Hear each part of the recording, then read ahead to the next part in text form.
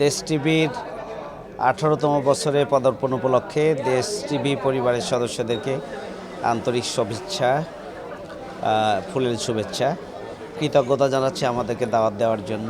আমরা উইশ করার সুযোগ পেলাম।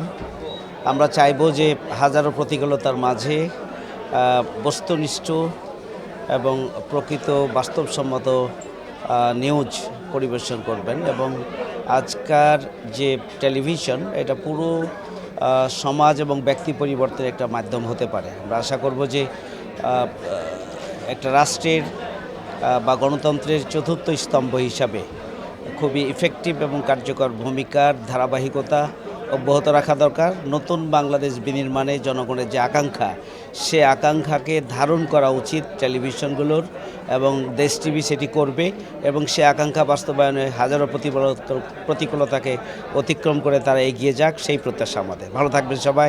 আল্লাহ হাফেজ। আসসালামু আলাইকুম। দেশ টেলিভিশন পরিবারকে আন্তরিকভাবে শুভেচ্ছা জানাচ্ছি।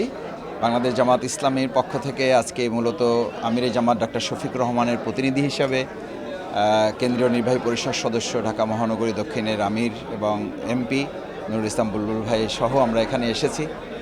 আর একই সাথে ঢাকা মহানগরী দক্ষিণ বাংলাদেশ জামাত ইসলামের পক্ষ থেকেও আমরা শুভেচ্ছা জানাচ্ছি। আজকে একটা বিশেষ দিন। আমাদের প্রিয় মাতৃভূমি বাংলাদেশ স্বাধীনতা অর্জন করেছে।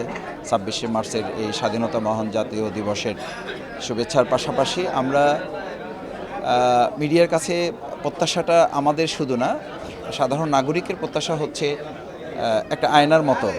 মিডিয়াকে দর্পণ বলা হয়, যে দর্পণের সামনে দাঁড়ালে আমি যেমন ঠিক সেরকমই দেখা যায়, এটা যেমন প্রত্যাশা, ঠিক মিডিয়ার কাছে আমাদের প্রত্যাশাটা হচ্ছে আমাদের দেশটা যেমন, আমরা রাজনৈতিক দলের কর্মীরা, আমরা যারা কাজ করি, আমরা যে যেমন কাজ করি ঠিক সেভাবেই যেন মানুষের কাছে উপস্থাপন করা হয়। যেটা আমাদের আমিরে জামাত বিরোধী দলীয় নেতা ডক্টর শফিকুর রহমান উনি বলেন যে সাদাকে সাদা বলার ক্ষেত্রে, কালোকে কালো বলার ক্ষেত্রে আমরা যেন ভয়কে জয় করে যে কাজ করার সাহসিকতা 2024-এর জুলাই আগস্টের গণ অভ্যুত্থানে নতুন করে আমাদের বাংলাদেশে তৈরি হয়েছে, সেটা যেন আমরা অব্যাহত রাখি এবং সেই জায়গায় যেন আমরা নতুন করে আর কোনো ফ্যাসিস্ট তৈরি করার ক্ষেত্রে আমাদের কেউ কোনো জায়গা থেকে কাউকে আমরা সুযোগ করে না দিই। সেই জায়গায় আমরা দেশ টেলিভিশনের কাছে যে নিরপেক্ষ ভূমিকা পালনের সুযোগ আমাদের বাংলাদেশে এসেছে, সেই সুযোগটা আমরা সবাই মিলে অব্যাহত রাখবো। সবাইকে ধন্যবাদ।